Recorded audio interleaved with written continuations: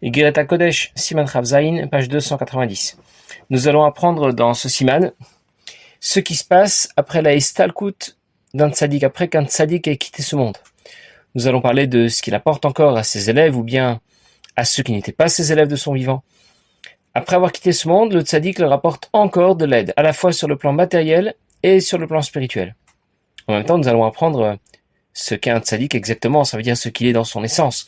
On peut connaître un tzaddik de son vivant dans ce monde, on peut le voir, l'entendre, lui parler, l'écouter. Mais en réalité, l'essence du tzaddik est bien au-delà de ce qu'il fait, de ce qu'il accomplit dans ce monde.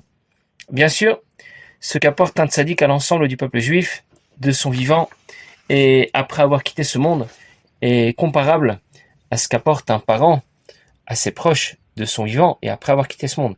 Les neshamot de nos ancêtres, de nos proches qui ont quitté ce monde, prient pour nous, essayent de nous aider, mais c'est à nous de leur en donner les moyens. Quelqu'un donne la tzedaka ou récite le kaddish pour l'élévation de l'âme d'un proche, d'un parent. Cette neshama s'élève, aura davantage de moyens maintenant pour intervenir, pour aider ses proches qui vivent dans ce monde. Et il pourra donc prier avec plus de force, il aura plus de poids pour obtenir ce qu'il demande. Le poids de Torah et Mitzvot que ses proches dans ce monde auront dédié à l'élévation de son âme. Cette neshama ne peut plus accomplir elle-même les mitzvot, mais ses enfants, ses petits-enfants, peuvent encore étudier la Torah, pratiquer les mitzvot, et cela s'ajoute automatiquement à son crédit, et cela va donner à cette neshama plus de moyens pour obtenir l'aide qu'elle demande pour ses proches, de gashmiut, beruchaniut, matériellement et spirituellement. Un tzaddik pourra lui aussi prier pour nous, et nous aider matériellement, spirituellement, mais son intervention ne se limite pas à la période pendant laquelle il vit dans ce monde, il intervient aussi pour nous après avoir quitté ce monde. Et son intervention ne se limite pas à ses proches ou à ceux qu'il a connus de son vivant, mais elle concerne l'ensemble du peuple juif. L'impact du tzaddik est donc beaucoup plus universel. Alors, dans les lignes, dans les petites lignes pour l'instant. Et ici nous trouvons ce qu'a écrit l'Admor Hazaken à ceux qui habitaient en Eretz Israël, qu'elles soient rapidement construites, Nachmam Kiflaim pour les consoler doublement, Kiflaim les Tushia avec plus de force, Al-Tirat Rav Gaon Amfursam, après le décès du Rav Gaon très connu, Ish Elohim, un homme divin, Kadosh, qui est saint, Ner Israël, la lumière d'Israël, Amoud Aimini, la colonne droite. Si Admor Hazaken veut faire référence à l'un des deux piliers qu'avait construit Shlomo HaMelech, le premier s'appelait Yarin, le deuxième s'appelait Boaz, Patisha Chazak, le marteau fort, Morenu Rabbeinu Harav Menachem Mendel Nishmat Oden, il s'agit de Rabbi Menachem Mendel Mivitebsk. L'Admor Hazaken envoie cette lettre de consolation au Chassidim de Rabbi Menachem Mendel Mivitebsk après qu'il ait quitté ce monde. Et il parle d'une double consolation, qui flaime le Tushia, en rapport avec les deuxièmes louchot, les deuxièmes tables de la loi. Les Bnei Israël ont fait un vaudor. Moshe Rabbeinu a cassé les premières louchot, les premières tables. Et il a rapporté quelques mois plus tard les deuxièmes louchot, les deuxièmes tables. Ces deuxièmes louchot ne sont pas des louchot de remplacement, des louchot de dépannage. Ces deuxièmes louchot sont chargés d'un contenu encore supérieur à celui des premières. En d'autres mots, quand on console quelqu'un en général, on lui conseille de prendre les choses avec philosophie, on essaye de diminuer sa peine, mais c'est tout. Le malheur est bien là. L'Admor Hazaken cite ici le pasuk d'Eïov qui dit qu'il flame le Tushia pour faire référence au deuxième louchot, au deuxième table de la loi, pour nous dire que lorsque l'on est en mesure d'obtenir l'aide du tzaddik après sa istalkut, eh bien, c'est encore plus fort, c'est encore plus haut, encore plus puissant qu'avant, encore mieux qu'avant sa istalkut. Les premières louchot ont été données aux Bnei Israël quand leur position était celle des tzaddikim. Ils n'avaient pas fauté, ils venaient de sortir d'Égypte. Les deuxièmes louchot ont été donnés aux Bnei Israël quand leur position était celle des Baal Tchouva, après qu'ils aient fait Tchouva, et un Baal Tchouva est supérieur à un tzaddik. J'anticipe un petit peu pour que l'on comprenne mieux dans quelle direction l'Admor Hazaken nous amène. Quand on doit rencontrer un tzaddik de son vivant, il faut faire le voyage, se déplacer, il faut encore avoir l'occasion de le rencontrer, ou bien attendre sa réponse écrite peut-être, si ce n'est pas possible de le rencontrer. Son message est transmis par ce qu'il dit, par ce qu'il écrit, par sa façon de se comporter. Mais il faut encore savoir décrypter le message qu'il nous donne. La communication n'est pas toujours très simple, pas toujours évidente, même si on ressent davantage sa présence, on la vit davantage. Par contre, après la istalkut d'un tzaddik, quand un tzaddik a quitté ce monde, il pourra communiquer avec nous bien au-delà de ce qui était possible de son vivant. Le décryptage n'est plus nécessaire. La communication de son message sera plus simple et directe. mais on va moins la ressentir. On ressentira moins sa présence, évidemment. Et bien sûr, il n'est absolument plus nécessaire de se déplacer pour cela, d'attendre ces réponses ou de les décrypter pour pouvoir les comprendre. Dans ces premières lignes, les petites lignes qui précèdent le Siman, l'Admor Zaken parle de Rabbi Menachem Mendel Mivitebsk, dont il fait l'éloge. C'est que Rabbi Menachem Mendel Mivitebsk était le rabbi de l'Admor Zaken, après l'Istalkut du Maguid de Mezrich. Et Rabbi Menachem Mendel a décidé de faire une aliyah de groupe, et beaucoup de ses élèves, de ses chassidim sont partis avec lui en Eretz Israël. Ils ont vécu à Tzfat, à Tveria, et là-bas ils étaient dans un état de pauvreté terrible. C'est d'ailleurs pour cette raison que l'Admor Zaken encourageait à donner des fonds pour la tzedaka, parce qu'il ramassait justement de l'argent pour les soutenir, pour soutenir les chassidim qui avaient accompagné Rabbi Menachem Mendel Mivitebsk en Eretz Israël. Et c'est d'ailleurs cette histoire qui a servi de prétexte au Mitnagdim pour monter toute une affaire de trahison, disant que l'Admor Zaken envoyait des fonds en direction de l'Empire ottoman, qui gérait à cette époque-là Eretz Israël, et la Turquie a été en guerre avec la Russie, et c'est pour cette raison que les Mitnagdim ont voulu faire passer cette histoire comme une histoire de trahison. Ils ont changé les chiffres des sommes que l'Admor Zaken envoyait. Et voilà donc où se situe l'Admor Zaken par rapport à Rabbi Menachem Mendel Mivitebsk. Il a d'ailleurs aussi accompagné son rabbi vers Eretz Israël, mais sur la route, Rabbi Menachem Mendel lui a demandé de retourner en Russie parce qu'on avait besoin de lui là-bas. Quand Rabbi Menachem Mendel Mivitebsk a quitté ce monde, alors l'Admor Zaken a écrit une lettre de consolation à ses chassidim dont il faisait lui-même partie.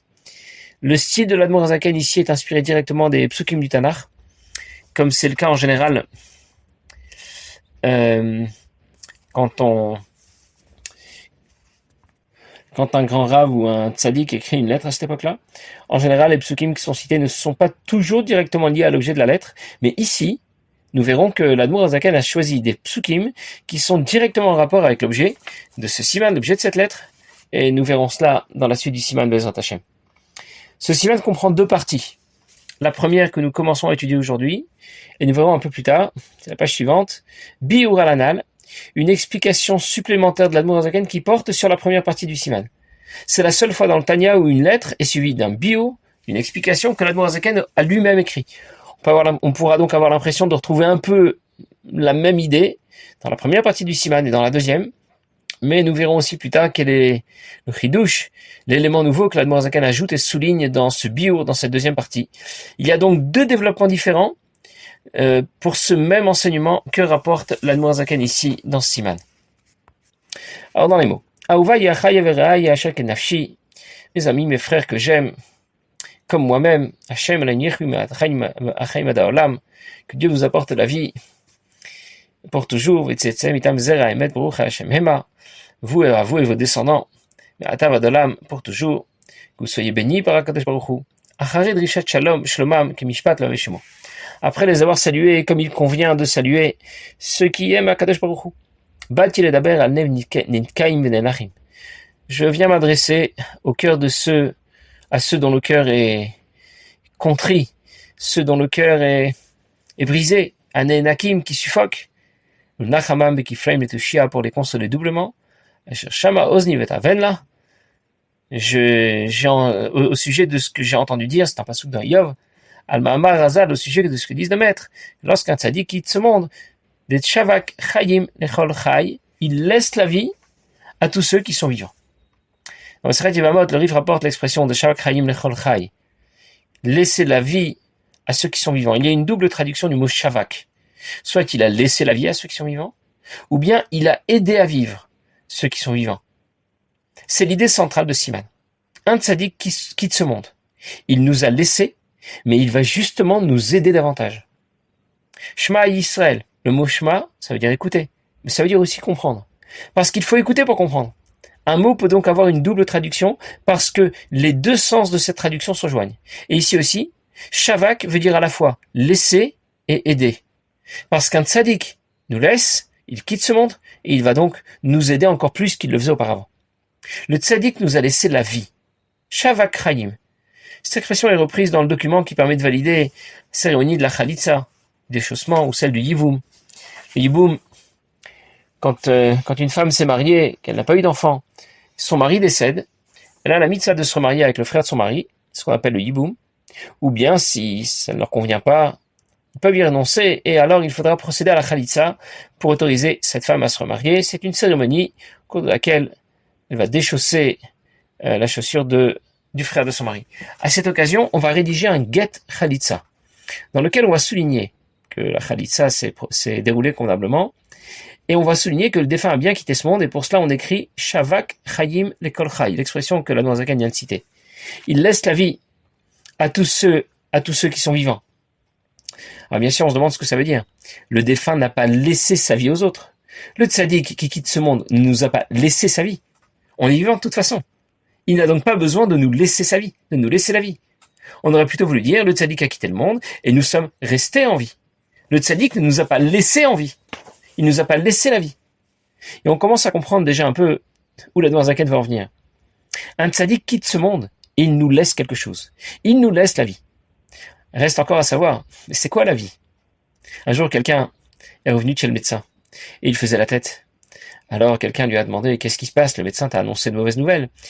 Il me dit, pas vraiment, mais il m'a demandé d'arrêter de fumer, d'arrêter de manger des gâteaux, d'arrêter de boire de l'alcool. Alors, son ami répond, c'est peut-être une bonne idée, tu aurais une meilleure hygiène de vie. Et l'autre lui dit, mais alors à quoi ça sert de vivre?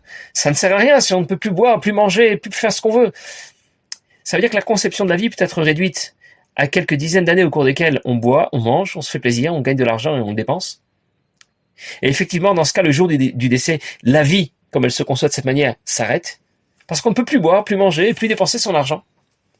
Mais la vie d'un tzaddik ne se réduit bien sûr pas à cela.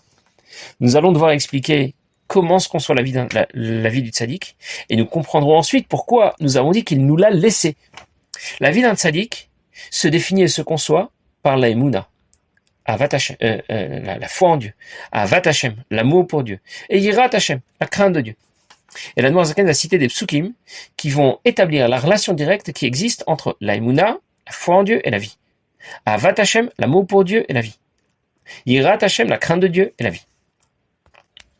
Ki tzadik be'emunato yirye. Un pasuk dans Chavakuk qui dit qu'un tzadik vit pour sa emuna, pour sa foi en Dieu. Un autre pasuk dit dans Mishlei, ou Yirat Hashem lechaim, la crainte de Dieu apporte la vie. Un autre pasuk dit encore dans Shir Hashirim, ou Vrish pe'esh shalhevet avato chayim. Il s'agit d'aimer Dieu davantage, au-delà de ce que l'on peut apprécier dans la vie.